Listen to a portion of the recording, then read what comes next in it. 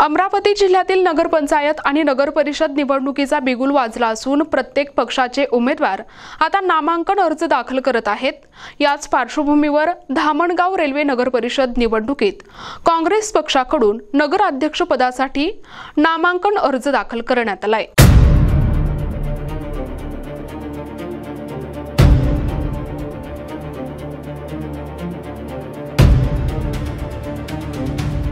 काँग्रेस पक्षाने वर्षा देशमुख यांना नगराध्यक्षपदासाठी उमेदवारी दिली असून त्यांचं नामांकन अर्ज दाखल करण्यासाठी आज जोरदार शक्ती प्रदर्शन करण्यात आले।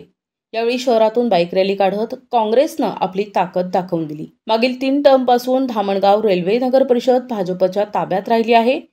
यावेळी भाजपकडून आमदार प्रताप अडसळ यांच्या भगिनी अर्चना अडसळ रोठे यांनी नगराध्यक्ष पदासाठी नामांकन अर्ज दाखल केलाय। त्यामुळे धामणगाव रेल्वे नगर परिषदेमध्ये यंदा भाजप विरुद्ध काँग्रेस असा थेट आणि अटीतटीचा सामना रंगणार असल्याचं स्पष्ट चित्र दिसून येत आहे। विशेष प्रतिनिधी NTV न्यूज मराठी, अमरावती।